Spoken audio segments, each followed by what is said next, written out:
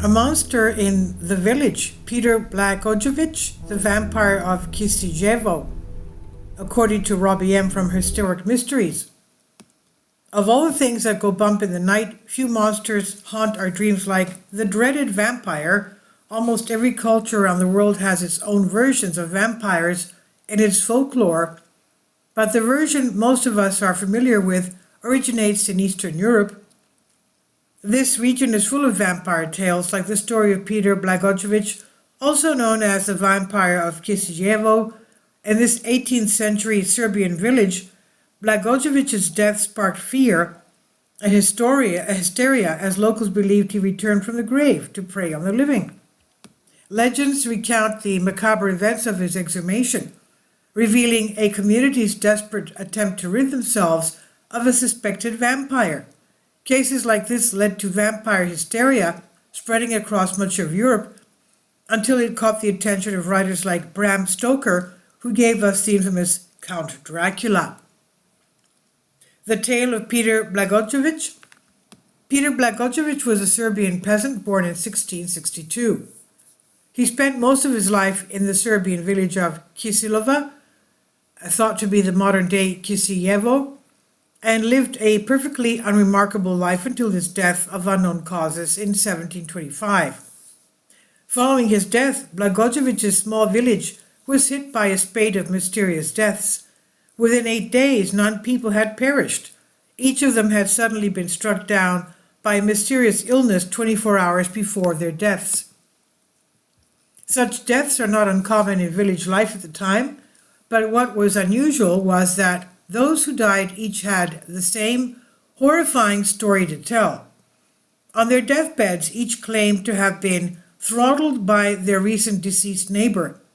And during this period, Blagojevic's widow also came forward, claiming that he had visited her in the night, asking for shoes.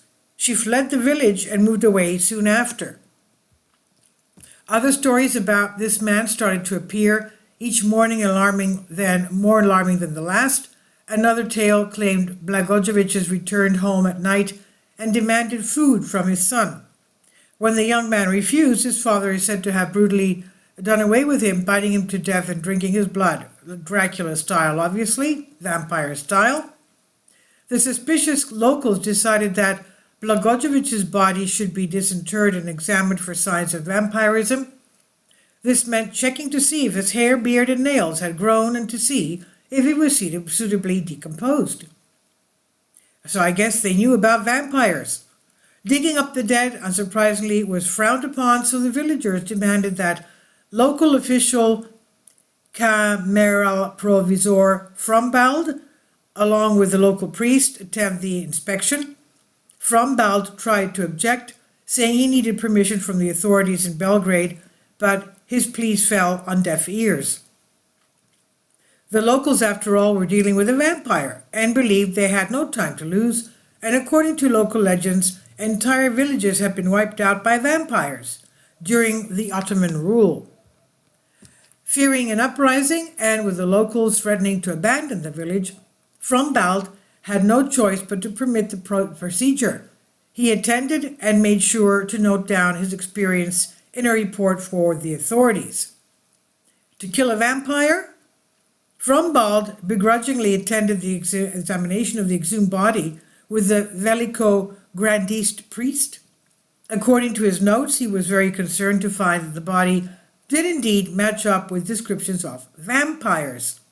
Supposedly, Blagojevic's corpse was undecomposed and his hair and beard had grown out. Most disturbingly, blood could be seen in and around his mouth, and he had grown new skin and nails where the old ones had been peeled away. His report went on to detail how the distressed locals, now convinced that they were dealing with a vampire, decided to stake Blagojevic's through the heart. Frumbald, still not fully sure, was not convinced, but once again decided to let the villagers continue. He recorded how, after being staked, Blagojevich spewed fresh blood from his ears and mouth. The villagers then cremated what was left of the body to make sure he could not rise again. Frumbald concluded his report by requesting that the authorities not hold him responsible for what had occurred. He described the villagers as beside themselves with fear, quote unquote, and made it clear that exhumation and staking were the only proper choices. And obviously, I guess the priest agreed to this as well, because the priest was there. As it turned out, the authorities weren't too concerned and never looked into the case any further. The staked corpse was likely a small price to pay to keep the populace sane, and that was pretty much the end of the story. While tales of vampires have circulated for a long time, Frombalt's story stands out as one of the first documented testimonies of vampire beliefs in Eastern Europe. It appeared in the Wienerisches Diarium, a Viennese newspaper, and quickly spread across Europe. Reports like these contributed to the vampire craze of the 18th century, not just in the East, but in Germany, France, and even England. The reality? So what did Frombalt see? Is his report a genuine vampire sighting, superstition gone rampant, or something else? It should not be surprising to learn that there are plenty of other explanations. For starters, the dead rising from their graves is surprisingly easy to explain. Since the urbanization of the 11th century, Europe had been dealing with a growing public health issue, proximity between the living and the dead.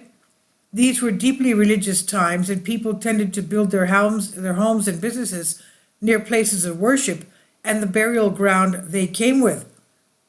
This suited the church, which made a pretty penny from inhumations. Priests charged high fees for delivering last rites and requiem masses, and made even more money selling burial plots. Superstitious locals, on the other hand, died happy knowing they would be interred close to their nearest and dearest, their souls protected by the church's prayers. This quickly became a problem as urbanization hit and the populations of both the living and the dead began to explode.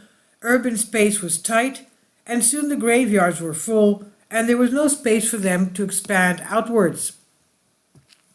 During the 17th century, sextons were forced to add another layer of burials to their graveyards. Rather than burying the deceased 6 feet under, they'd settled for 2 feet under. Even worse, the bodies of the poor and those who died of a plague were dumped into massive pits en masse. Coffins were expensive, and corpses in general were buried in a fabric shroud. One flood or rainstorm or a hungry pack of dogs later, and all these shallow graves had a habit of dumping their residents onto the surface. Some would be decaying and rotten, while others apparently to be healthy and well-fed, healthier than when they had been on their deathbeds. These corpses perfectly fit the ancient traditions of the undecayed revenant, also known as the Slavic vampire or upir. Modern science has a better explanation. We know now that it can seem like hair and nails continue to grow after death, but in fact, they are the result of the skin shrinking and receding. Likewise, the vampiric symptoms are easily explained away by other parts of the decaying process or disease unknown at the time. There is another problem with the entire story, too. In the case of Blagojevic and Frombalt's report, we have to consider the source's reliability. Did he really see what he claimed, or was he simply trying to cover his back? Perhaps he hoped that embellishing his report would make it less likely that he'd received reprisals from the authorities, or could he have been swept up in all the superstition and hysteria? Whatever the truth, Blagojevic's story reflects broader themes of fear, disease, and societal upheaval. Whether interpreted as a cautionary tale or a glimpse into the mysteries of the human psyche, the legend of the vampire of Kisiljevo continues to captivate imaginations and spark curiosity about the boundaries between myth and reality. And this is on Collective Spark by Robbie M. from Historic Mysteries. Please leave your comments. Thank you for your support. Please support my Patreon account. The daily posts are 5 videos daily, and they are totally different from what I have on my YouTube channel.